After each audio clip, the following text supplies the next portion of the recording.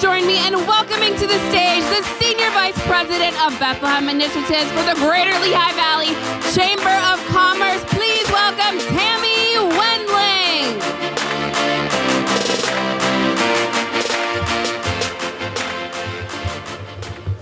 Good morning, everyone, and welcome to Arts Quest for Mayor J. William Reynolds' State of the City Address.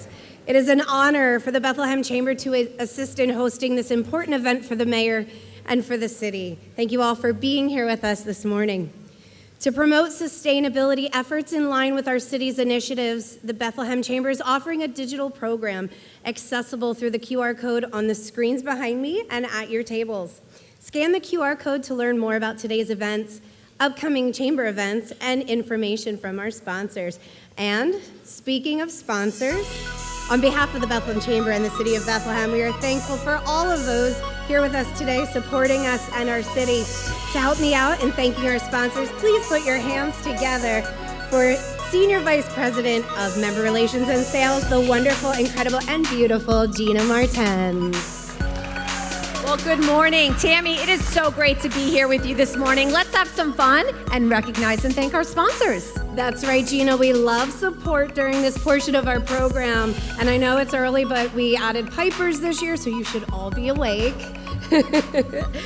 So let's make some noise for our sponsors, Gina. All right. We have platinum sponsors, which is a very high level of support. So please join me in thanking Alloy 5 Architecture. They're right here. Becca, Mike, and the entire team, thank you. Another fun group, Capital Blue Cross. We have Vicki and the team over at Capital, thank you. And Lehigh University is another platinum sponsor. Thank you to Adrian and the team. Tammy, who's up? Let's keep it going as we thank our gold sponsors. Air Products, Lori Hackett, also Vice Chair of our Board of Governors at the Chamber. Thank you for your unending support. Highmark Blue Shield, thank you. King Spry, attorneys and consultants, thank you and your team. And Pannoni Associates, thank you for your support. All right, let's keep rolling with our silver sponsors. BSI Corporate Benefits, they're over there. Lanta is a silver sponsor. Lehigh Valley International Airport, St. Luke's University Health Network, and Wing Creek Bethlehem. I like that over there, St. Luke. Yes, thank you, St. Luke's. And our bronze sponsors, the Bethlehem Parking Authority. Thank you to Dewey Engineering, the Downtown Bethlehem Association, Moravian University, and Westside Hammer Electric. Thank you. All right, we have some supporting sponsors, Northampton Community College, People First Federal Credit Union, PPL, Service Electric Business, the Wilbur Mansion is here, and YMI Insurance. We would also like to give a huge shout out to our amazing community partners. Let's hear it for Arts Quest. Thank you, Cassie and your team. Let's also thank Just Born Quality Confections for the sweets on your table. And George and Crystal Wacker from Lehigh Valley with Love. Thank you for your footage, George. Everything you capture throughout the year, thank you. All right, and to the City of Bethlehem, we are grateful for your continued partnership. Thank you to the mayors, Stephanie, Angie, Janine, Laura, and the entire administration for all you do. And thank you to Brittany Chardy for her incredible artwork that has set the theme for our presentation today. And for the local students who painted the pictures as the centerpieces, thank them as well. All right, quick shout out to Chamber Tech Team up top. We have Brittany Keel and Ellie Andino. Thank you so much. Thank you to all of our sponsors. We love you. Enjoy the rest of the program. Thank you. Everyone.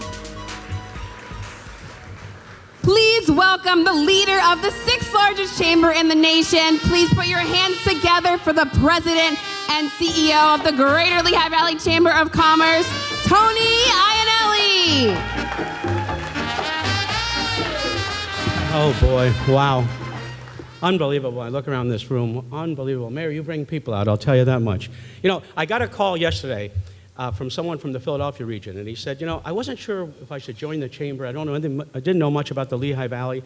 And he went to our real estate event, and besides, he thought I was insane for wearing a pink suit. But beyond that, he said, I could not believe the energy in this valley. And he said, not only energy to do great things, but that we lift each other up, and we do the best we can to work together. And I think it's because we have no real dominant, if you will, city, and that we all have to work together. So I just want to say to all of you, and I work with so many of you, thank you for what you do. It is an amazing time for us, is it not? And I'm thankful for it. So, okay, I got some introductions to make here. First of all, I'll start with Representative Steve Samuelson. Where's Steve? Thank you, Steve, for being here. There he is.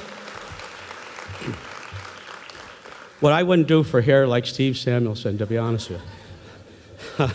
All right. DA Steve Barada, thank you for being here. Former judge and now our DA. That's a pretty good training ground. Thank you, Steve Barada, for being here. I also want to say to Tammy Wendeling, Tammy, I know how important this is. And the entire chamber staff was here at like 5 in the morning. And it's really important. And Tammy, you love this city. So thank you to you and Ty and Brittany Chardy for all that you do. You're amazing. Thank you for that. Okay, let's talk about Bethlehem City Council, and I'll go through these. Hillary Kwiatek is here, Rachel Leone, Kiera Wilhelm, and President Michael Colon. Thank you all for being here. From East End City Council, Frank Pinnabone, and Lehigh County Commissioner Zach Borghi. So lots of people here in support. I saved this for last, by the way, because I wanted to make some special introductions in this way. So if you get a chance, go on WFMZ.com to Business Matters, because last week we had the mayor's event. And we had 23 mayors from all across the valley. But what's the best part of it is the 3 mayors, major city mayors, we did a live Business Matters with them. And if you want to be impressed with 3 people, watch that piece of that show. These guys are unbelievable, and they're always here for each other. And I want to say that Sal Panto, when I look at the growth you've had and the restaurants and all the great things you're doing, it's unbelievable, the new development. Matt Turk and I did a show yesterday with the people who just purchased the PPL building and the amazing growth in Allentown. And Willie Reynolds, is there any city that has not 1 but 2 incredibly busting downtown? So I just want to say to you 3 mayors, if you could join me, and thank you so much for all you do. I love you guys. You're amazing. Absolutely amazing. I did want to mention, for some reason I was thinking for Mayor Reynolds, so his wife is a doc, who's incredible, Natalie, and his mother-in-law, Ann Bieber, from community college, is also a doc. So he's got to be fairly smarter than what I thought he was, just hanging around with those people, but good people. So I just want to close by saying thank you to all of you. Thank you for being part of the Valley. Thank you for supporting us. Mayor, I love what you do. When we did the show, by the way, each mayor, we talked about Sal Panto was concerned about civility in elections, and we might lose people that might run and might not. And Matt Turk was about people getting involved, getting on the planning commission. And Willie, I know you push housing, which I think is so important. And what I love about Willie Reynolds as a 21st century mayor, and that is that not only is he pushing development in the city, but he doesn't want to leave anybody behind. That's a 21st century motto. Thank you, Willie Reynolds. We love you, and everyone enjoy the day. Please welcome Reverend Janelle Rice.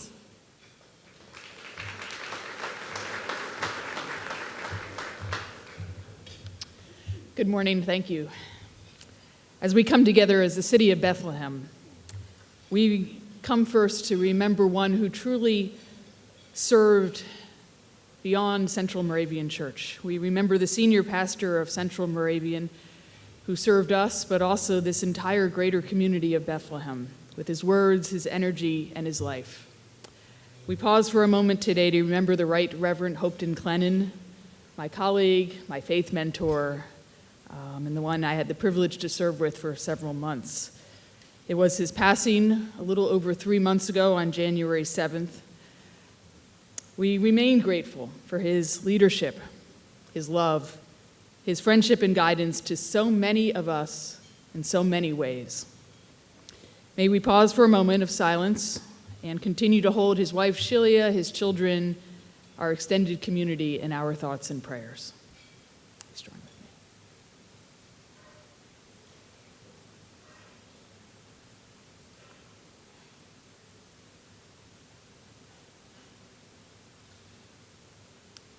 Amen. Let us come together in prayer. Loving God, we are told in Christian scripture that we learn to love each other because you first loved us, and that you are love. In the beauty of our diversity of religious expressions, you remind us of the call to love each other, doing unto others as we would have them do unto us. Remind us to follow this golden rule as we look out for each other, Asked within our own lives, our families, our greater community of Bethlehem, what does it mean to be a good neighbor? Center us to keep this as the driving force in our lives, when so often the drive is to be recognized, to get ahead, to do more for ourselves. Let us look first to the needs of each other. How are we, gracious God, a good neighbor? Have we shown love to each other, worked for justice, and when given the choice to simply be right or to be kind, chosen kindness? May this city continue its history of caring for each other, and especially remembering those who are left behind, the hungry, the unhoused, those not in positions of power. May we continue to rise together as diverse members of this beautiful community of Bethlehem, blessed by the neighbors we share. Amen. Thank you.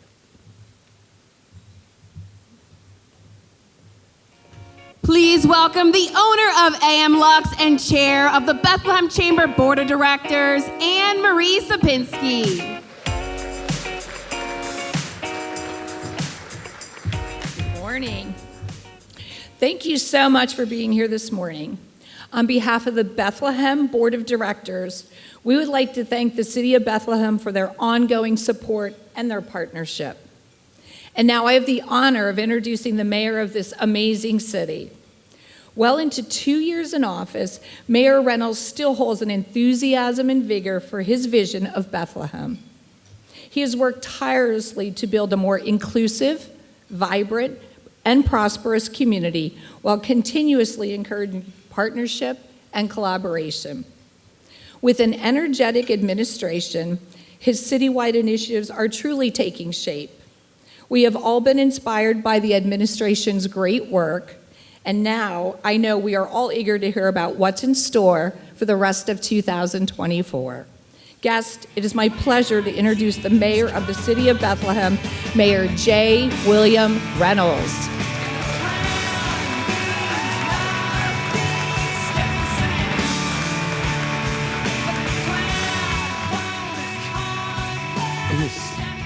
It's wonderful to be here, and thank you for that introduction, Anne Marie. Anne Marie is one of our fantastic small business owners in downtown Bethlehem. She owns AM Lux, or as I like to call it, February 13th, which is, if you've never been there before, you need to check it out. And I also want to just thank Reverend Rice for those comments about Hopeton, who was truly the best of us. I had the personal honor of having Hopeton officiate Natalie and I's wedding, but I think you could find about 76,000 people in the city that when you mention Hopeton's name, they would have a smile on their face. And that spirit of that Hopeton brought to that job as lead pastor at Central Moravian is one that really carries throughout our city. And I do want to take this moment as well to congratulate Reverend Rice, who was recently named the lead pastor at Central Moravian as well. To have a leader such as Reverend Rice that is dedicated to those values of fairness and equity and social justice, leading one of our oldest institutions in the city of Bethlehem, really means a lot. Past year has been a historic one for the city of Bethlehem. 2 years ago, when we stood up here, we said we were entering a new era in the city of Bethlehem, and that we have. Every day, every week, it seems like there's a new story emerging from City Hall, from the Bethlehem Area School District, from all of our neighborhoods about the creativity, the optimism, the passion, leading to something new being created here in the city. And as we've transitioned in the 21st century to a new identity that has seen a new economy, a more diverse Bethlehem, we've had new questions come before us, and we've had new answers too. But I can tell you that Bethlehem, in every way, compared to 5, 10, 15, 20 years ago, is in a better place. That is what the state of Bethlehem is. And 20 years ago, our success in the city put us at the center of that Lehigh Valley revitalization story. Increasingly now, we find Bethlehem in our story at the center of the national story about how you revitalize a city, how you invest in a city, how you create safe neighborhoods, how you create a high-quality public school system that is second to none.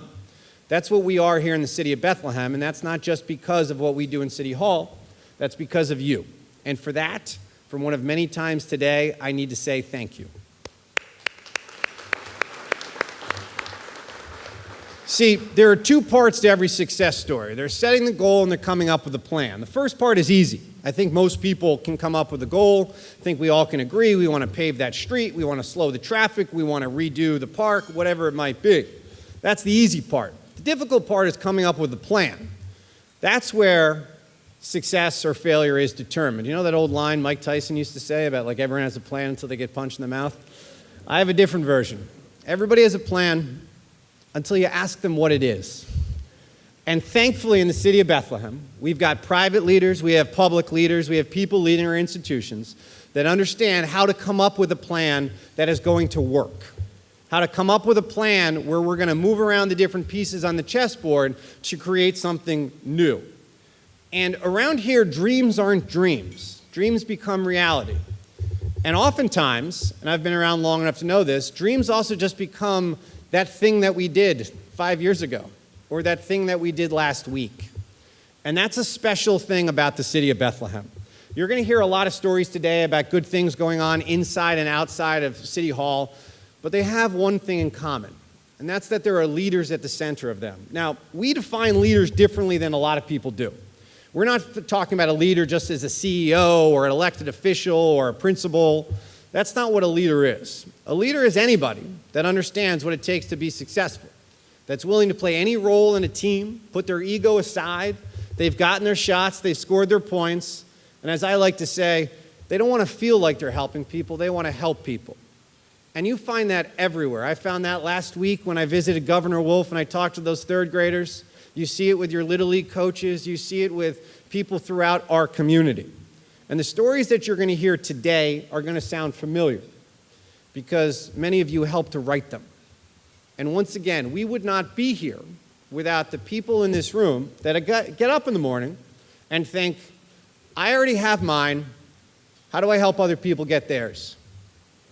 That is the feeling that's the center of the Bethlehem Area School District. That's the feeling that's the center of the city of Bethlehem. That's the feeling of so many of you that have what you need in life. But you're thinking to yourself, how can I help to create something for somebody else, for people in our community, that's going to live on beyond us? Because that's the best of who we are. So we're going to start our journey here today answering that question as we've done the last couple years. And that's, what is a successful city? This is a difficult question to frame in 2024 because it seems like good stories only stay around for an hour or two.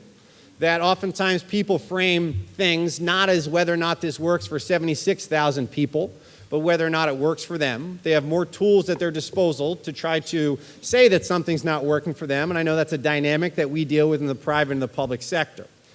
But from our first day in City Hall, we never wanted to let any one good story or any one person complaining take us away from what people are looking for. And that's those 5 things up there. This is the lens that we created to see our work. And that's that we want to have an economy of strength. We want to have a clean, healthy, and safe city. We don't want to just create opportunities, but we want to turn those into outcomes where we're actually helping people. We want to build successful partnerships, and we want to build a city and a culture for all of us, where everyone is welcome. Doesn't matter if you've been here for all 42 years like me or you got here last week. We are equal in how much the city of Bethlehem is a part of your life. And the stories we hear today are going to touch on all of those 5 in many different ways. We're going to have a couple videos, we're going to have a couple speakers, but we're going to tell those stories of all of the wonderful things that are going on in the city of Bethlehem. But in order to start there, we need to start with what has been the centerpiece of our story over the past 20, 25 years since Bethlehem Steel closed. And that's that our finances in the city of Bethlehem, in the private and the public sector, are stronger than ever. And I say that a lot. And what I mean by that is we've never seen higher levels of private investment, our rapidly pace that we're paying off our debt, our bond rating, the fact that we have honest and responsible budgeting, our audits, the growth of our revenues. I could go on and on. But the number one thing that we have is we have people in the city of Bethlehem that understand that when it comes to finances, it's not about goals. It's about math. It's about making things work. And how do we do that? We have these 3 kind of financial rules, but the first one, or I should say the third one, is the most important one. And if you live in a township, if you live in a school district, if you live in a municipality, a borough that's having trouble with their budget, it's probably because they don't, or a household, it's probably because they don't pay attention to number 3 there. And that's that people don't pay sustainable expenses with sustainable revenues. That seems like a very simple idea. If you're going to have an expense year after year after year, you want to make sure that you have that revenue. Now, how do we get there? We get there by coming up with 3 basic goals. And I'm going to tell one story each for one of those that's going to be about 90 seconds each. That's that we want to grow our revenues through economic growth, we want to pay down our debt, and we want to budget for today and tomorrow. Many of you know that my father was a political science professor about 40 years, and people are like, oh, that's where he got the whole thing about politics. But you might not know that my mom, who is here today, was a math professor for almost an equal amount of time. And as we say, math is not an opinion. It is not 2 plus 2 cannot equal 7 or 9 or 14. 2 plus 2 equals 4. And if you choose not to believe 2 plus 2 equals 4 as an elected official or a citizen or whatever, you can expect the government that you're going to get. In the city of Bethlehem, we understand that math is not an opinion, and it drives every single thing that we do.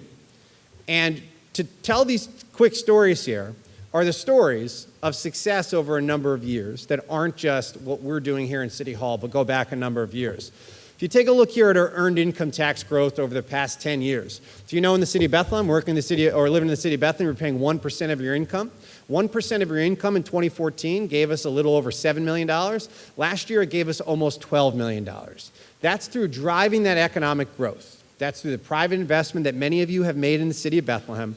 As I've compared in the past, that our earned income tax rate is 1%, which is lower than any other city in the state of Pennsylvania, in the top 10 populations in the state of Pennsylvania.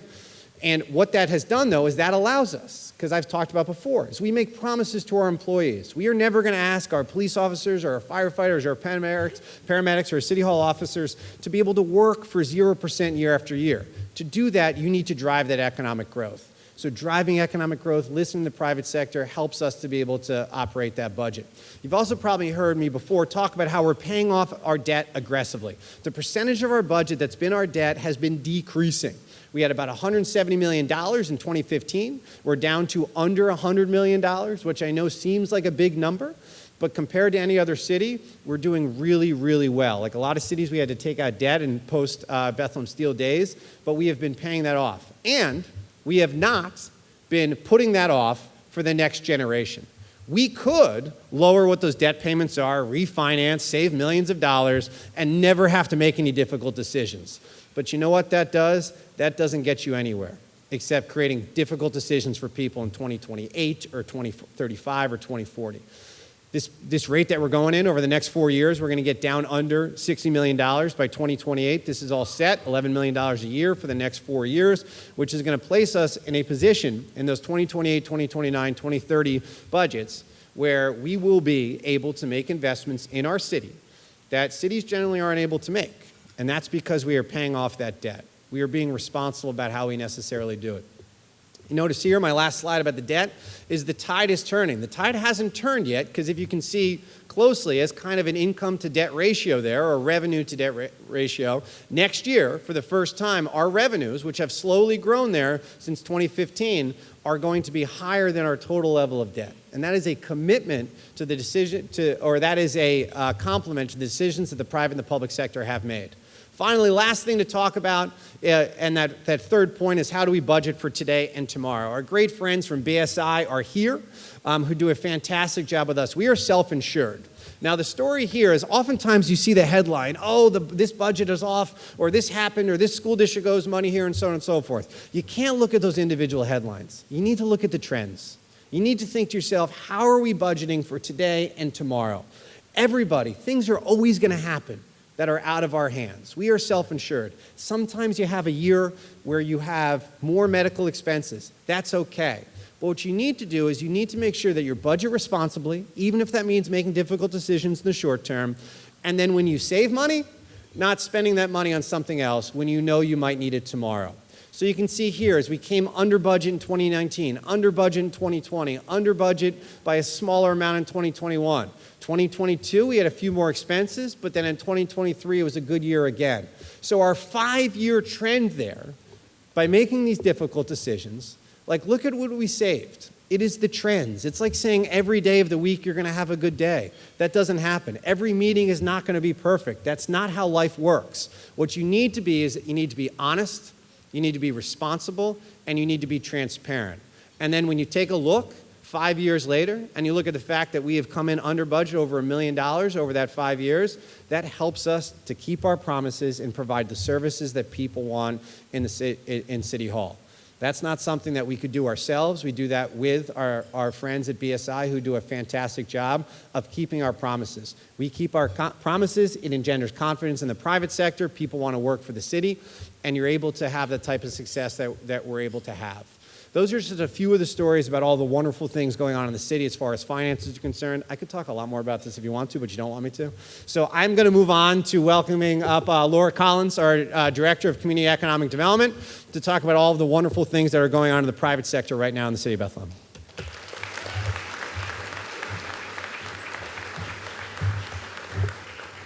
Good morning. As Mayor Reynolds said, Bethlehem's strong financial position is not just a result of what we do in City Hall.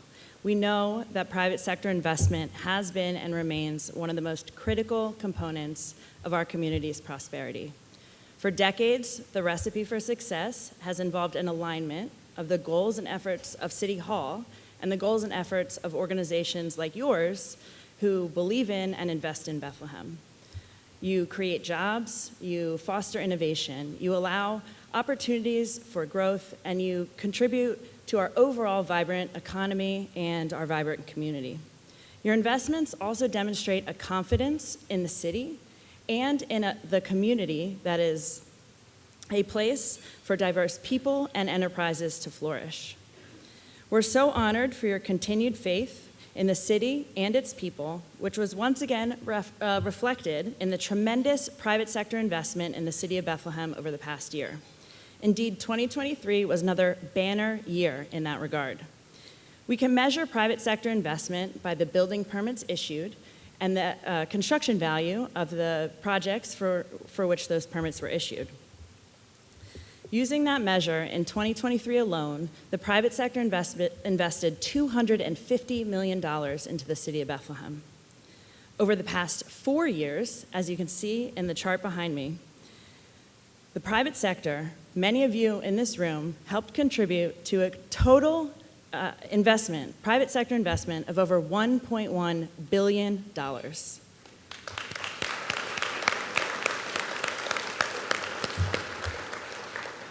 That $1.1 billion over the past 4 years surpasses the previous 2 4-year periods where we saw a very not meager $696 and $924 million. Some of that investment is reflected in what regular citizens are able to do for their own properties. They can invest by adding additions to their homes or a pool or a fence or something of the sort. But the vast majority of this private sector investment is in commercial construction, major projects with major impacts. One of 2023's biggest projects was the Wind Creek Casino's $160 million expansion of its hotel and convention center. We are fortunate to see continued redevelopment on the former Bethlehem Steel site. We're also looking ahead to more of the same in the coming years. We're looking for progress on the site at the Steel General Office building, as well as comprehensive planning for the remainder of the site. In addition, many of you in this room deserve praise for your 2023 projects. We highlight just a few of the openings from last year on the slide behind me. They highlight the growth and development across various sectors in our economy. There's mixed-use residential development projects, as we know, including Prone Development's 610 Flats, commercial development projects, including LA5's office expansion in West Bethlehem, and BSI's move to the adaptively reused Victory Firehouse in South Bethlehem. We saw everything in 2023, from restaurant and retail openings to continued redevelopment at the Westgate Mall, light manufacturing, and investment in new innovative startup companies. The private sector, many of you are recognizing good reason to invest in diverse and varied economic opportunities, which helps our city's financial stability and our community's economic sustainability. And we see that continuing in years to come. Last year, for example, the Bethlehem Planning Commission reviewed an additional 2.4 million square feet of planned commercial space. That's the largest amount of commercial space they've reviewed in the past 10 years, and more than 4 times the amount reviewed in any of the previous 4. In the pipeline are new medical office buildings at Martin Tower, a True by Hilton hotel at LVIP 7, light industrial developments, more residential dwelling units, and thanks to the great work of our friends here at Arts Quest and many of the partners who support them, a new cultural center in a few years on West 3rd Street. For all of this and so much more, we say thank you. Let's continue working together to keep Bethlehem's tremendous positive momentum going and to foster a flourishing and well-rounded community that balances growth with a high quality of life for all of our citizens. And to that end, I do want to transition to the people who help us maintain a high quality of life by keeping Bethlehem safe, the Bethlehem Police Department.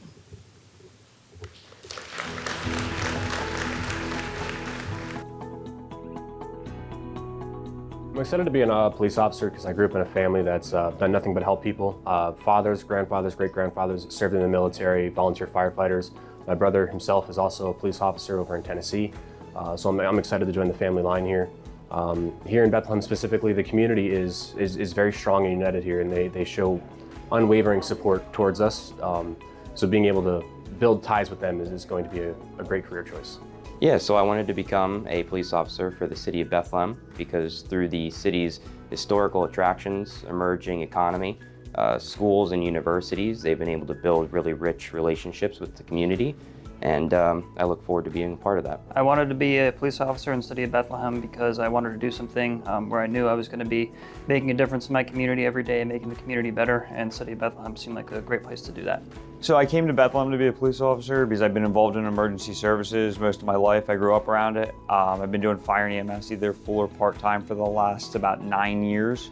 And I hit the top of my field in the area I was working and the agencies I was able to work for where I lived. So I wanted to continue in a public safety career in a place that had a lot of room for growth, a good reputation, and a lot of different opportunity, and Bethlehem seemed like the greatest place to do it. I'm so excited for them to hit the street and get to meet members of our community, get to work with their fellow officers. It's a very exciting time. There are so many police departments that are struggling out there to find recruits, and we are very blessed here with the city of Bethlehem to have people wanting to come here to serve their community, to protect their community. So I'm very, very excited about these officers hitting the road.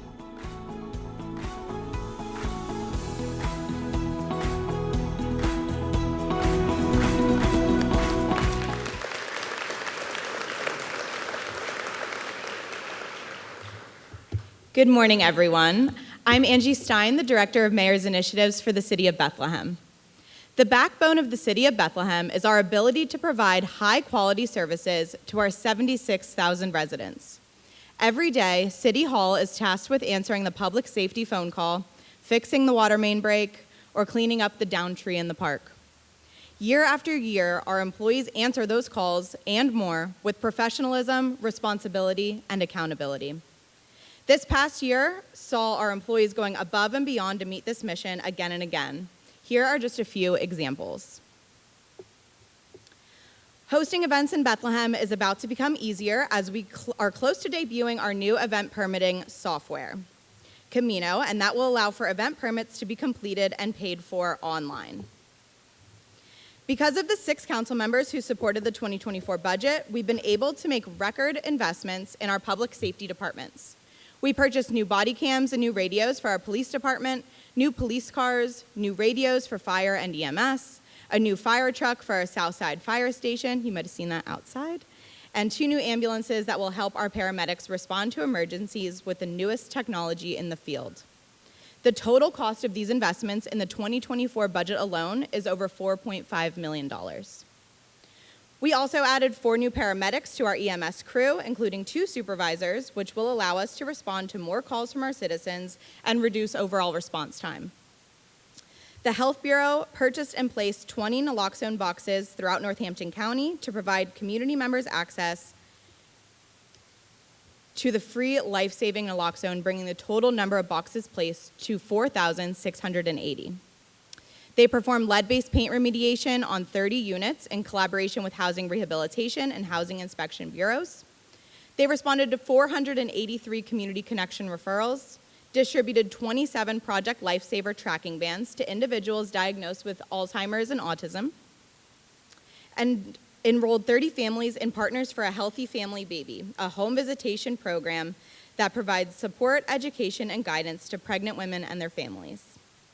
In our water and sewer department, 2023 was the first year of a 6-year plan to replace 25,000 residential water meters, approximately 4,000 per year, and convert them to automatic meter reading technology that will allow for daily monitoring of water consumption and timely alerts for customers who may experience excessively high flow level due to a leak. We replaced 4,145 meters in 2023. Our goal for 2024 is another 4,000 meters. By 2028, all residential customers will have new meters with automatic reading technology. We completed the first phase of lead service line replacements over the past 2 years. This included spending over $2 million to replace over 400 lead service lines. Over 18,000 service requests were placed and responded to via the Bethlehem app, phone, and email. And in 2022 and 2023, we paved approximately 47 lane miles of roads, a dramatic increase from the 29 lane miles paved over the previous 2 years. These are but a few of the accomplishments of our dedicated city employees. Each day, these employees provide essential services efficiently by using their experience, technology, and a passion for the city to get the job done.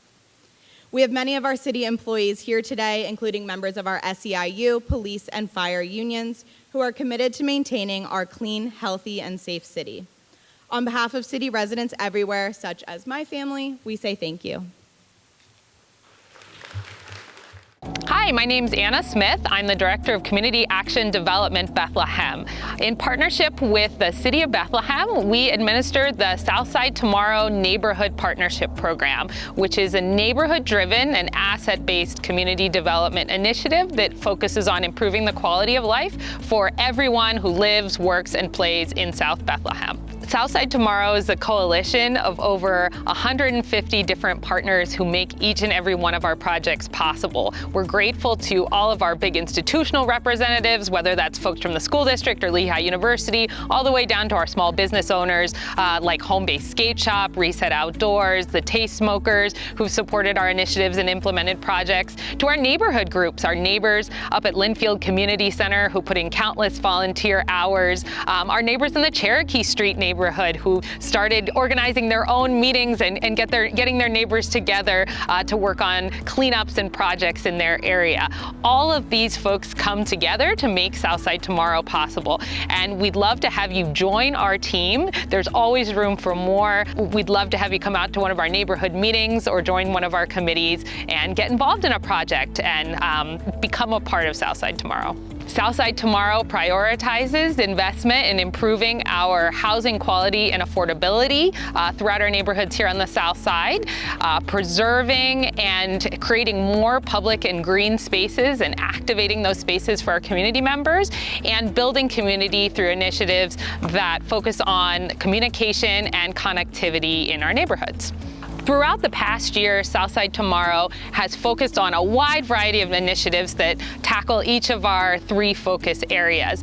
We rehabilitated the exteriors of 3 homes along Broadway corridor, making essential repairs and beautifying that neighborhood corridor. Throughout 2023, we invested in youth programs that after school and over the summer served over 200 youth in our Southside community. We supported 11 different community building events, ranging from Hispanic heritage celebrations to back to school nights and arts programming for families throughout Southside Bethlehem. Over the past year, we supported the creation of 2 murals in Southside Bethlehem.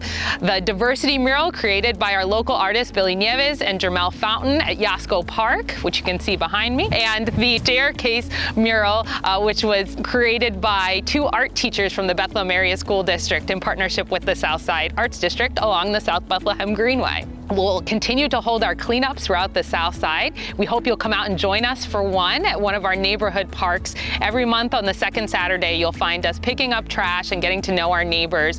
We're grateful to our contributors who make all of this work possible. So a big thanks to Univest Bank and Trust Company, Provident Bank, People's Security Bank and Trust, Embassy Bank for the Lehigh Valley, and PPL Electric Utilities for supporting Southside Tomorrow. Stop by our office at 409 East 4th Street. Feel free to drop in in and find out what's going on. And we'll look forward to seeing you coming out to one of our events in the coming year.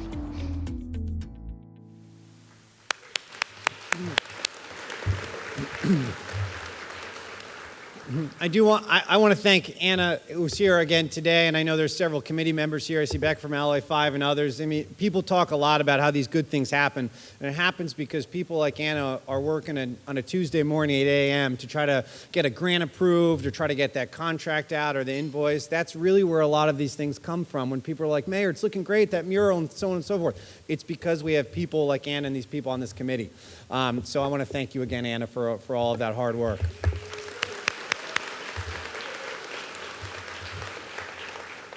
And that committee actually was the inspiration several years ago when I had launched the idea of Northside, at the time 2027, which is now Northside Alive, which is a similar type of partnership on the north side between the Bethlehem Area School District and Moravian University and a whole bunch of businesses in the city in those neighborhoods that surround William Penn and my alma mater, Thomas Jefferson. William Penn will be Leo's alma mater in a couple of years. But these are neighborhoods where people in these neighborhoods wanted to come together and think, how can we necessarily make some investments? So you've probably heard a lot of things that are going on here, and we put this together. I want to give a lot of credit to Ms. Stein, who helped me to put this together. It's got that kind of like 80s Atari vibe going. But there's so many things going on in this neighborhood that are going to be occurring in the next year that we are really, really excited about. And you see a couple of our anchor institutions there, Thomas Jefferson Elementary School and the YMCA, but a couple of things that are going on in the next year, and then we have a big announcement, is the Bethlehem Food Co-op. And I know many of you are members. That is, and they're set to open later this year. Yesterday they had their groundbreaking for their fit out, which we are super excited about. That project would not be happening without the support of Congresswoman Susan Wild. I think I saw Megan here before. Almost $3 million in federal dollars to be able to help to create this community-owned grocery store. I think there's over 1,300 household members. So that's opening later this year. We've talked a lot about that before. We also have almost $1 million in streetscape improvements that are going to be on Broad Street from Center Street all the way down to Elm Street that are thanks to State Senator Lisa Boscola and State Representative Steve Samuelson. We need to give them a big round of applause for that.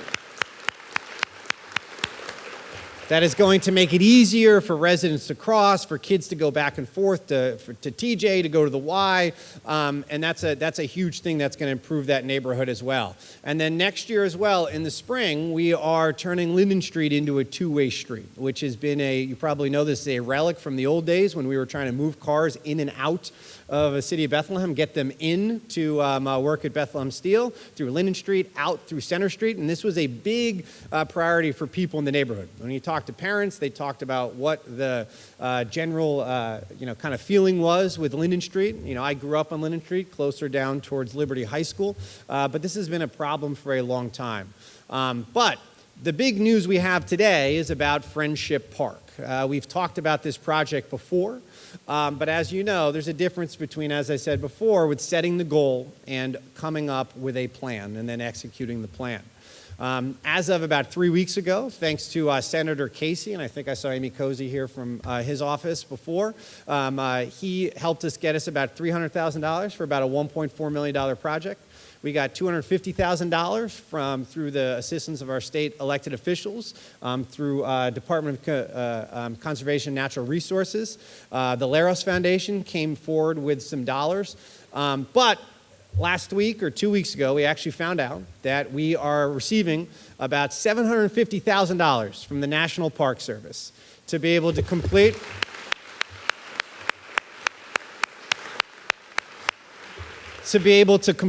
this park that's going to be transformational for this neighborhood. That's $750,000, 14 projects in 11 states throughout America, totaling about $50 million. We were the designated project put forward by Governor Shapiro and his administration as the Pennsylvania project. As he likes to say, he knows how to get things done, get stuff done, but he also has confidence in us. And we wouldn't be able to do this without the support of the governor and the support of our federal officials. And that really is one of the secrets to our success. And it's not even a secret. It's just the way things should work.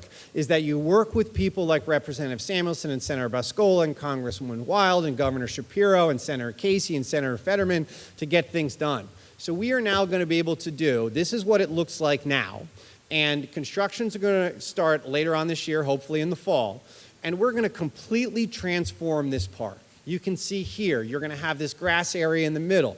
You're going to have a new basketball court with single rims. No new court is ever going to have double rims in Bethlehem ever again.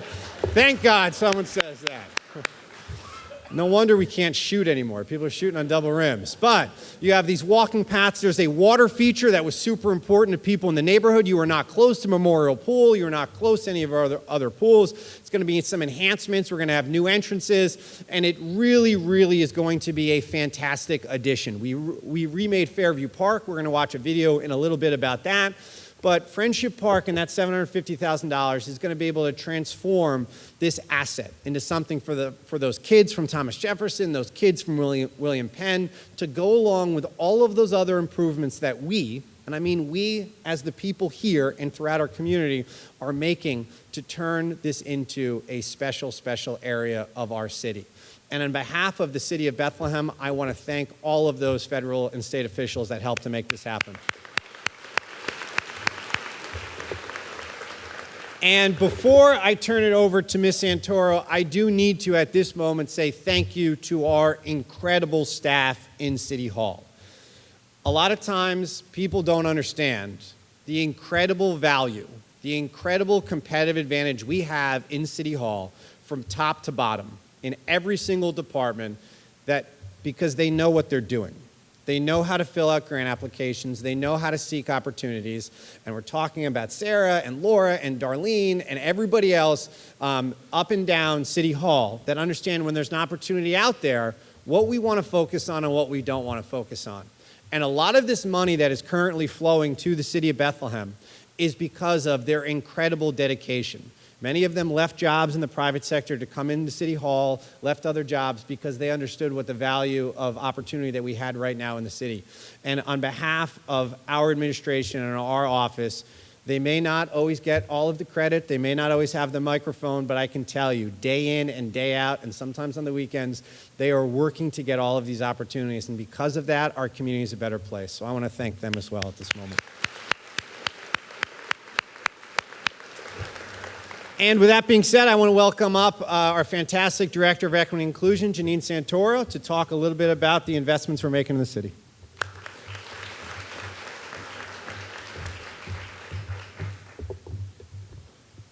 Good morning, friends, and thank you, Mayor Reynolds.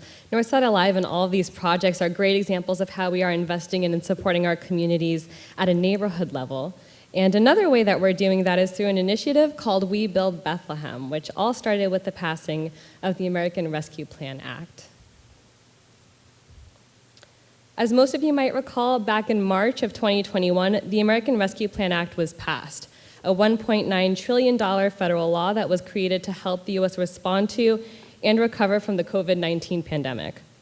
Taking into account guidance from the federal government and thanks to President Biden, Senator Bob Casey, and Congresswoman Susan Wild, the city was able to use our designated $34.4 million in a few main ways: responding to COVID-19 and its social and economic impacts, replacing lost municipal revenue, water and sewer infrastructure, and broadband investments. Between April and October of 2022, at the beginning of our time together as an administration, we asked Bethlehem residents how we should allocate our once-in-a-generation American Rescue Plan funds from an outreach and community engagement effort entitled We Build Bethlehem. Residents were asked to prioritize 22 possible project areas based on need, which you can kind of see here, such as food assistance, senior services, childcare, rental assistance, and more. We connected with residents at in-person local events, community centers, food pantries, senior residential buildings, public meetings, our newsletter, and online through social media and our engagement platform. Through this engagement, we hoped this would help us determine how we might balance short-term and long-term investments and find sustainable solutions which can be financially supported and prioritized permanently. When we received the feedback, a number of areas were closely identified as community needs. At the end of 2022, our City Council supported the creation of the Community Recovery Fund, with an allocation of $3 million, allowing us to make the fund accessible in early 2023, which you heard a little bit about at our last State of the City. This has become a way for us to equitably distribute dollars from the American Rescue Plan that would address each of the previously established priority areas by giving it to community partners that are already doing the work on the ground and serving marginalized communities that were disproportionately impacted by the pandemic. The awards range between $10,000 and $50,000, supporting eligible nonprofits and community organizations who are either located in Bethlehem or have at least 51% of their clientele in Bethlehem for their proposed project, with a total annual distribution cap from the city of $750,000 annually, which can be utilized for funding new or existing programs or projects, capital expenditures, supplies, materials, equipment, and salaries. An information session was held for community-based organizations a month ahead of time so they could learn about the guidelines of the grant and begin planning their projects before the application opened in March 1st of last year to April 30th. After careful review and selection over those following months, on October 23rd, we celebrated our 27 awardees alongside Congresswoman Susan Wild, Senator Bob Casey, and Representative Steve Samuelson, which you can see right there. Starting January 1st of this year, our partners have been given 24 months for the completion of their projects, and we are excited to see the culmination of those projects in early 2026. While the road to equity and vibrancy has been exciting and inspiring, it's not over yet. The second round of our Community Recovery Fund opened last month on the 1st of March, and will remain open until the end of this month on April 30th. We continue to be energized by the unique missions and collaborative strategies and endeavors of our community partners applying for the funding. And our hope is that this will remain a reoccurring investment and into solutions for the partners that we know our residents' needs best. And now as the work continues, We Build Bethlehem has evolved from what started out as an engagement effort into a philosophy rooted into proactive government and coalition building. Our engagement platform now has a project by the same name, where anyone who wants to know about how we are addressing each of the previously identified priority areas can see an up-to-date summary detailing our direct city service delivery, funding resources and allocations, and strategic partnerships with service providers. In each project, you can find pictures, videos, and relevant links to those that are doing the work on the front lines. It's a way for you to track your community's progress towards finding immediate and sustainable solutions to some of our most pressing needs, and see how City Hall is utilizing its time and resources. So we encourage you to check it out on webuild.bethlehem-pa.gov. To gain more insight into how we're doing this, we invite you to take a look now at some of our stories from our Community Recovery Fund recipients that are partnering with us to keep building Bethlehem.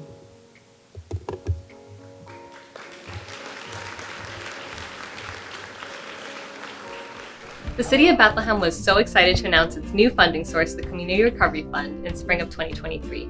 Here are a few projects that are coming up over the next few months that will have a significant impact on the Bethlehem community. I'm Eli. I'm one of the co-managers of the Monocacy Farm Project. We're a small educational nonprofit farm here just north of Bethlehem city limits along the Monocacy Creek. We grow food for our community in a number of different ways. We have a Pick Your Own program where people are invited to come to the farm and pick their own produce. The produce that we harvest, we distribute to our partners in the emergency food system so that the high quality produce that we grow here locally can get to people who need it the most in our communities. Every step of the way, we design it so that it can be an educational project and that people can come and witness and participate and experience the relationship with the land that helps produce that nutrition and that healthy community we can share together. So we're super grateful to the City of Bethlehem for the distribution of funds through the Community Recovery Fund, and we intend to increase our vegetable production here so that we can increase the distribution that we do in the emergency food system, specifically in Bethlehem, so that we can prioritize the increases that we're able to do in our production here and make sure that it gets to people here in our city. Hi, I'm Mary Wright. I'm an ensemble member with Touchstone Theater here on the south side of Bethlehem. We have been part of this neighborhood and this community for more than 40 years. And for a lot of that, we've been partnering with the city to bring great programming to, for, and with our community. We are especially grateful this past year to have been recipients of the Community Grant because it enabled us to do even more with our festival Unbound. As an ensemble member here at Touchstone, I am the Festival Unbound director, and so I got to work very closely with the city on helping to bring some of the programming that we did, particularly around issues of housing and housing equitability, that was part of this past year's festival, as well as our ongoing initiatives. This festival is a way of bringing our incredibly diverse community together to talk about what we care about, what concerns us, how we can work together to make this a better community for all of us, where we all can have the kind of life that we want to have. And art is such a great way of being able to bring people together. And we're so happy that the city understands the power of using the resources that are within the community that have been already at work, and the city's there to help support the work that's already happening, and that when we can all work together, it's a better place for all of us. Hi everyone, I'm Scott Slingerland with CAT, Coalition for Appropriate Transportation. I'm the director. Behind me you see a number of our volunteers working at our CAT Bicycle Cooperative. This is our home base for operations in Bethlehem, serving the Lehigh Valley. We serve a number of Bethlehem residents in a lot of different ways. One of our big ways is helping people to get bicycles for transportation. In some cases because it's a necessity, they don't have other forms of transportation. In some ways because they find it sustainable and personally offering health, mental and physical health benefits. We are very grateful to the City of Bethlehem for support through the Community Recovery Funds. We're using the funds to support residents in building bicycles. We're also using the funds for our Yield to Pedestrians campaign to promote driver awareness and public safety out on the streets.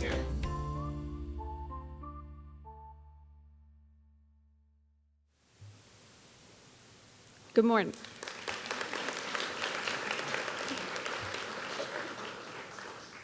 Good morning. The best part of my job as Deputy Director of Community Development is that I get to work with so many of the amazing community organizations featured in that last video, working together to make our city a better place for everyone to live, work, and play. But over the last year, one topic has occupied the majority of my time: figuring out how to improve the quality of our housing stock and create more housing options for residents of all backgrounds. And we are making great progress, thanks to a remarkable coalition of community partners and advocates who are demonstrating the power of collaboration across sectors and neighborhoods.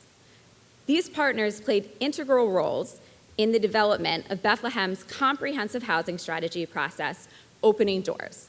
And they are now helping implement those strategies so more of us can find quality homes in Bethlehem. This problem is too big for a city to solve alone. It requires regional planning as well as leveraging these partnerships to build upon our amazing city's strengths.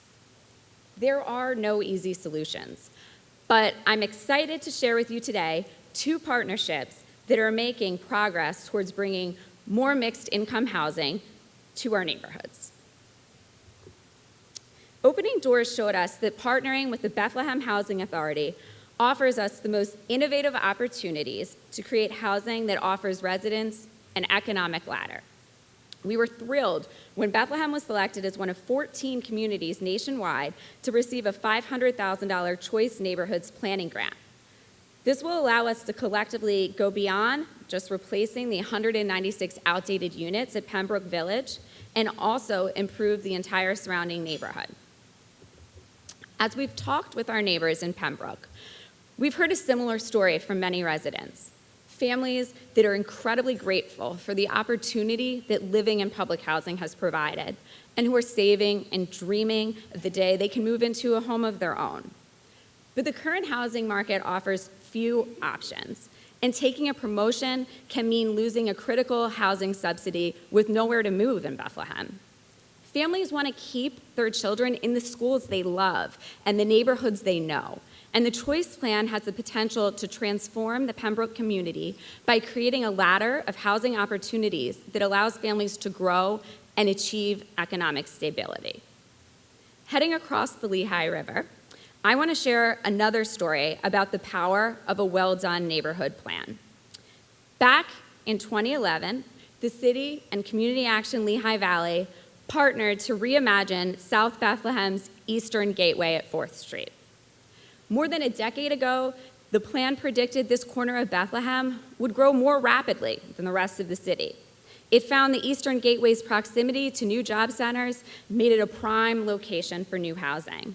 That 2011 plan called for a mix of housing at all price points to reinforce the neighborhood's historic role as a place of arrival for new Bethlehem residents, as well as a stable community that sustains generations of families. But efforts to bring this community vision for the Eastern Gateway to life were stymied by the high cost of available land. Lucky for us, LVIP President Carrie Roble never forgot about that plan. By 2022, housing affordability was on the minds of all Bethlehem residents. LVIP took notice, closely following and engaging in the city's comprehensive housing strategy. So, when the for sale sign went up on the Szilagyi fuel site on East 4th Street on December 1st, 2022, Carrie Roble wasted no time picking up the phone. Today, we are thrilled to share that LVIP is investing more than $4 million to acquire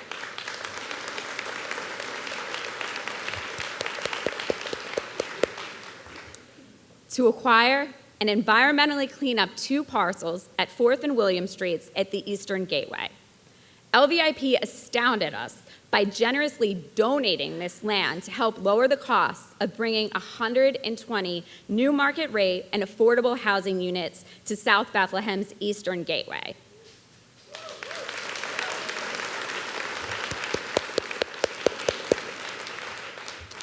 For this, truly, Carrie and LVIP, we all need to say thank you. This legacy-making donation allows us to bring new units at a range of price points to this growing neighborhood. The Gateway on 4th brings to life all of the strategies identified in Opening Doors: mixed-income housing developments, neighborhood-compatible design, and using innovative partnerships to lower the cost of land. The selected developer, Penrose, is a leading property manager and mixed-income and affordable housing developer. The proposal calls for 2 4-story buildings on East 4th Street, a key Southside artery, along with retail space fronting on East 4th, and neighborhood-compatible stacked townhomes on the more residential East 5th Street. These 2 projects show the power our Bethlehem community has working together to solve our most pressing challenges. We can create more housing to grow our economy and still preserve all the things we treasure about our unique neighborhoods. Bethlehem's in such a strong economic position today because we've been able to anticipate challenges and thoughtfully mitigate the adverse impacts of national, economic, political, and social forces. We've stepped up at crucial junctures and avoided the fate of many of our peer cities. And it's a new generation's turn to live up to the example set by those who came before us. We have the chance now to respond in a way that preserves the values that have defined our community for decades. Kids who grow up in our city, who go to college or trade school and get a good job, should be able to come back here and find a place to live. They should be able to find an apartment like I did when I moved here right out of college. They should be able to start a family and send their kids to the same schools they attended. Our next generation shouldn't be worse off than their parents. One of the things that makes Bethlehem so special are our walkable neighborhood schools. As a BASD proud parent, I am thrilled to introduce our Superintendent of Schools, Jack Silva, to speak just after this short video from other BASD proud parents. I joined BASD Proud Parents about 2014, 2015. We wanted to form a grassroots parent group to shed the light on public education issues. And through the last decade, we became more active because the issues became more prevalent in the state of Pennsylvania. I think my passion for it comes from being a family here in the Bethlehem School District. I feel like Bethlehem has gone 90% of the way for us as a city and as a school system in establishing like really the American dream within schools. There's racial diversity, there's socioeconomic diversity, and you have all of that there and it's so beautiful, but the last piece you need is the money. So we work to get that from the state so that we can make it kind of a complete vision, really, in my mind. I got involved with the Proud Parents because I saw that there was a bit of a double win opportunity. When we look at people, specifically property owners who get crushed with taxes and maybe don't realize that those taxes support and prop up the value of their homes because people come to BASD before the schools. So inherent to that is the notion that if our schools are really good, we're going to have a great society, we're going to have great communities. I've been so active in the schools throughout my kids' whole life, and my parents were all teachers. So I've been always an advocate for public education. But it didn't make sense to me until I met the group how all of this comes down to the funding. And instead of beating my head against the wall with the PTA and fundraising, and instead of, going in and doing the work with the teachers and trying to support them on an individual basis, it would be so much easier if we could all just group together and get the funding so that they are supported to begin with. I think the experience has been great because, like you said, we all come together, we all have a certain skill set that we bring to the table there, and it's nice to be able to see some results from our actions. As far as one person, you feel a little defeated sometimes because you can't get things done, but with the group, we've really made some strides and really made some accomplishments and made our name, put our name out there and stuff, and really gained some recognition from our elected officials. There's so few places these days where cultural divides and economic divides are bridged, where everyone comes together, and public school is one of the last bastions of that. 85% of our community is going to go to a public school. It just brings people together and creates a shared experience that is really invaluable.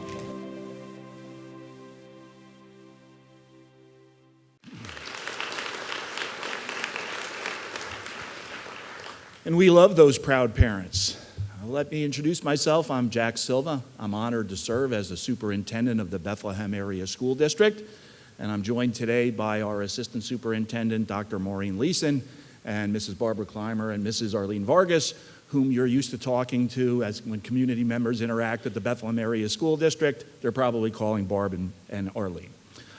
I said before, I'm proud to serve the 13,000 students, 2,000 faculty, spread out over 22 neighborhood schools, and I'm here to report on their behalf that the state of the city and school district's partnership is strong and growing. We like to say in the Bethlehem Area School District that there is no difference between the city and community of Bethlehem and the school district. We're one and the same. That same inclusivity, that we accept you when you come to our community, whether you have been here since Liberty High School, your family can go back to the original days of the opening of Liberty High School, or if it's just last week. We welcome you and we include you, and our goal is to meet your needs. That inclusive, progressive, efficient, and effective vibe of the community transcends itself into the school district through a relationship that emphasizes coordination and collaboration. And let me just give 3 examples of that. In the area of safety and positive school culture, a school district could not have a better relationship than it has with the Bethlehem Police Department. Chief Cott and the emergency plan and the supports that they have for our schools not only give us the assurance that we're safe anytime, but beyond that, they have a strong presence in the culture of the school through their school resource officers. Some of them you saw pictures of in the video. We have school resource officers, specially trained police officers embedded in our schools every day at all 4 of our middle schools and 2 school resources officers at both of our large high schools. And yes, they're there to keep an eye on things and keep things safe, but they are far more effective as being almost like guidance counselors and assistant principals, connecting with communities, families and community organizations to help support the effectiveness of schools and the safety of families.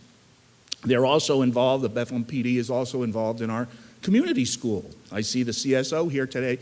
We have community schools where there's a partnership between community organizations and the school district to take care of all of the basic needs, whether they be housing insecurity, food insecurity, legal support. And for instance, at Brockle Middle School, just a mile away from here, Officer Liscalzo right now is very busy coordinating all those services in that community school along with the principal. We have a strong relationship with the Department of Recreation. I know Mrs. Evans keeps us hopping, looking for lifeguards to staff the community pools in the summertime. The Bethlehem Area School District loves Halloween because we get to have all of our schools and all of our bands represented in the Bethlehem Halloween Parade. We know that that's an important symbol for our city and for our community. We are very proud to have partnership with the school district in a third area, the arts. The Bethlehem Area School District is one of only 28 communities across the entire United States to have the designation of any given child by the Kennedy Center for the Performing Arts.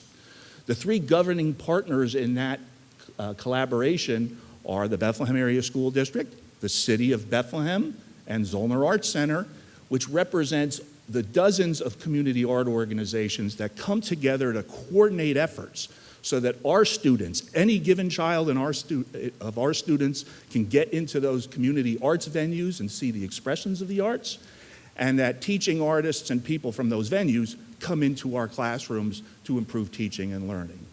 I could go on and on and on about all the other connections that we have with the city and how that empowers our community and empowers our school. But let me leave it to say that that State of the Union and that collaboration and cooperation is something that we're counting on as we move forward. Thank you. The past 3 days have been really exciting here on the west side of Bethlehem with the building of Fairview Park. We know that this was made possible through Kaboom, a nonprofit that builds playgrounds for children on a national scale and whose mission is to end play space inequity for good. So what was it about Fairview Park that made this a priority for both the city of Bethlehem and for Kaboom?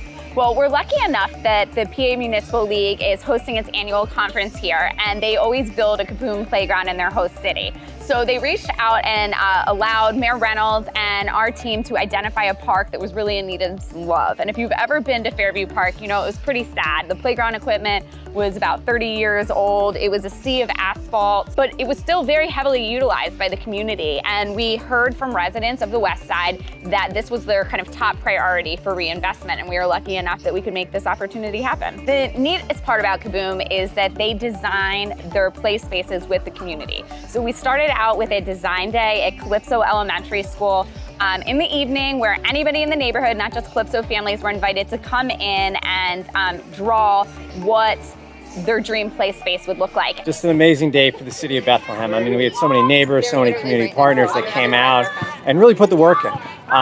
You know, we were mixing the cement, we were putting the mulch down, we were setting everything up, we were building the playground. Just one of those like special feeling days, like those days when you just like leave and you're just like, oh my gosh, we live in such a beautiful community. And every time I think everybody goes by this park now, they're going to think about this day and what we kind of shared together is that experience in creating this park. And what were some of the joys and surprises, things that you found interesting? One of the joys is always meeting people I've never met before.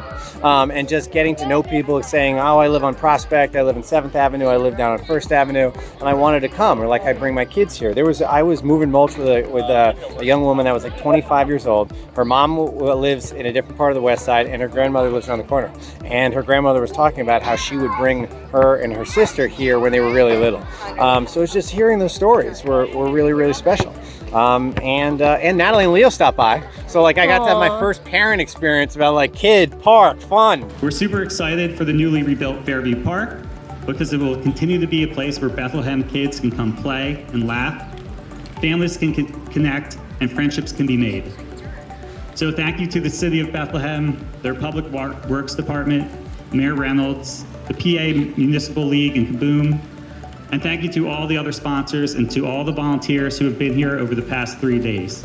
May Fairview Park continue to be a source of joy for our growing families in the community. Thank you. All right, on the count of 3, this is the real one.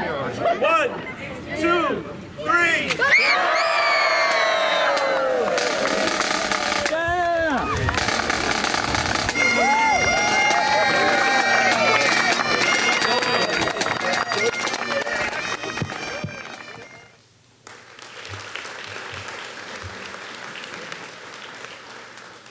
Good morning, everyone. That was a great day. They literally transformed the park in a day. It was a lot of fun. I'm Darlene Heller. I'm the Director of Planning and Zoning for the City of Bethlehem, and I'm really excited to be here with you this morning. You've heard a lot about a number of significant projects that are occurring throughout the city of Bethlehem. Many of the private investment projects, Southside projects, housing initiatives, and park improvements. We also work hard as a team to link all of the projects together. And one way that we do that literally is to create a walkable community. And the project that I'm going to talk about today is a significant project to move us toward that initiative. We decided we needed to create connectivity by reimagining and redeveloping Broad Street. Every day, thousands of people walk, they roll, they drive, they ride transit, they socialize along the Broad Street corridor. There are at least 5 Lanta bus routes and many bus stops along that corridor. And Lanta has included the Broad Street corridor in their bus rapid transit program, so we'll only be increasing the frequency and number of stops in the future. Crossing guards need to help young children cross the street for several schools. Seniors frequently use that corridor because of the many retirement communities within just a few blocks of that corridor. The corridor bisects our north side downtown, and it supports 2 commercial corridors in East and West Broad Street. Unfortunately, Broad Street is also a corridor that was clearly built for cars and not for people. That's a line I stole from the mayor. This corridor is up to 60 feet wide in some areas. The street width and many other design features allow cars to travel at speeds higher than the speed limit. It makes the corridor potentially dangerous for all of the pedestrians and other users that walk, bike, and take transit along the corridor. For these reasons, we decided that we need to reimagine the entire corridor. In 2022, we created a new vision. It's a plan called Activate Broad Street. We worked with local residents, neighborhood groups, some of the local businesses, other stakeholders, and we put together a plan that literally reimagines the entire corridor. Transformations like that cost a lot of money. Fortunately, as has been discussed before, the city has a team that very successfully has been receiving some grants in the recent years. Much of the city's success, I believe, with the grants comes from our ability to present well-planned community projects. They support both local and regional initiatives, and they are strongly supported by our residents and our stakeholders. And we were very excited to recently announce that Bethlehem was awarded $650,000 by PADCED for the corridor, but we also received an incredible $10 million from the federal Safe Streets for All program. That's 10 million with an M. We've never done that before. These very generous grants provide an exciting opportunity to totally transform the corridor. We will do it, it will be designed as one cohesive project. Although the actual construction will be phased, the city will move ahead with engineering and design as efficiently as possible. We expect to see some of the initial phase construction in 2025. And this is some of what the corridor will look like. The new design includes narrower driving lanes to slow traffic, protected bike lanes, enhanced crosswalks, bump outs, bus shelters and transit infrastructure, street trees, and street lighting. The new design is proposed to improve livability and quality of life along the entire corridor. We will keep you posted as progress occurs. Now I'd like to turn it back to the leader of all these projects, Mayor Reynolds.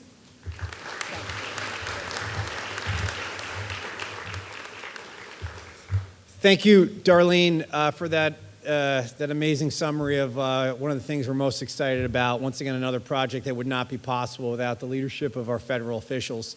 Those Safe Streets for All dollars came out of the infrastructure bill that was passed. That was bipartisan, including votes from Congresswoman Wild and Senator Casey, and obviously the incredible leadership of President Biden. I have one more story to tell you today, and that's a public sector success story, and it's about sustainability. And I think oftentimes people wonder, why can't the government be better at doing things? Why can't they be more efficient? Why can't they find ways to save money? Why can't they operate more like the private sector? And at times they can, but it involves innovation, it involves leadership, and it involves the support and the confidence of people like you to let the government do that. And this story also hits on another theme that I've talked about, is that oftentimes the work that we do, we are not the ones that are necessarily around to get the credit for it. It's the people that come after us. And this story goes back to 2009. And it gets in the weeds for about 2 minutes, but I promise it won't be long. In 2009, a different administration, Mayor Callahan, same public works director, Mike Alcall, who I believe is here somewhere, they understood there was an opportunity. And they purchased, we first borrowed, I was in city council at the time, a little over $5 million to purchase all 7,500 of our streetlights. Now, when you hear the government borrowed $5 million to buy something, like your initial reaction might be like, is this a good idea? And that's understandable. But what we were able to do here, as you can see with that second bullet point, is the debt service on the new loan, plus the new annual energy costs, plus the new maintenance costs were lower even in year one than our previous costs were from renting the light poles and paying for our energy from PP&L. Step two in 2014 was we borrowed another almost $4 million to upgrade our 5,000 non-decorative streetlights to LEDs. Once again, your initial reaction might be like the government's borrowing $4 million. Like why? What are they doing? But those two steps, if you read the whole article, if you listen to the whole presentation, if you understand how these things work, it allowed the city to reduce our streetlight system costs by approximately 70%, which is a real victory. Not just for sustainability, but for financially as well, that allows us to save money to do things like pave roads and keep our promises to our employees. Now, what you're able to do, based on extrapolating what it costs to rent those light poles from PP&L from 2009 all the way up to 2025, you can see that we were saving about $250,000 to $300,000 from day one. And that only expanded, obviously, as we started to pay off more and more of the loan. So if you do the math, if you figure it out, you can get to that point there that we're at in 2024, where the difference, if we were still renting those 7,500 light poles versus owning them, is approximately a little under $2 million. In 2025, the second loan retires, which means that we're going to save even more money. That's going to be saving almost $2 million a year going forward. That allows us the opportunity to do things. Now, how do I want to end this? I want to end this about like, this is how you accomplish public sector success. And I got to tell you, we have fantastic elected officials in the city of Bethlehem. It's becoming harder and harder to get good people to want to do these jobs. You might see it in your own school district, you might see it in your borough, your township, wherever you live. But these stories are possible. We have a lot of them in the city of Bethlehem because of these four things. There's a level of sophistication among our employees to see opportunities.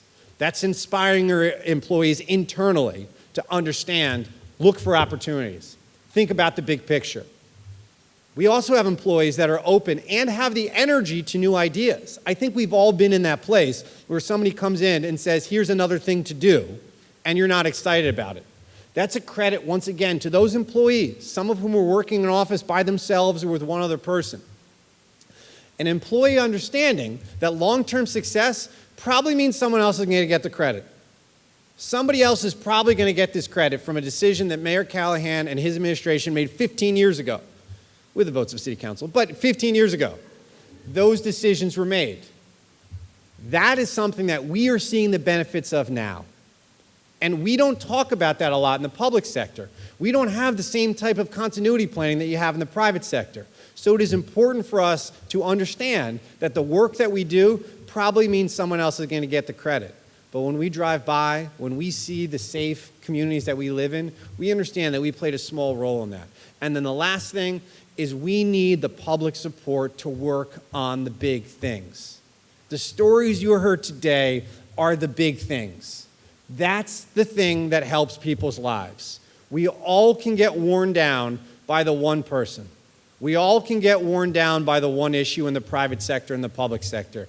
If you want a better public sector, if you want more stories like this, It is the confidence and it is the support to work on the big things. One of the first things I did when we came into office 2 years ago was I told our employees, our administration, worry about the big stuff. Think about the big opportunities.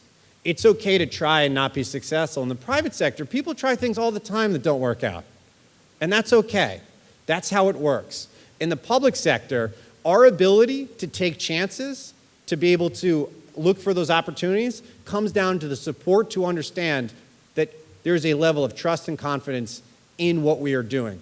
And stories like our sustainability one is one that we should all be able to take and say, like, big success is possible. We can do these things. We can save money. We can create a more sustainable community. But we have to follow these different things.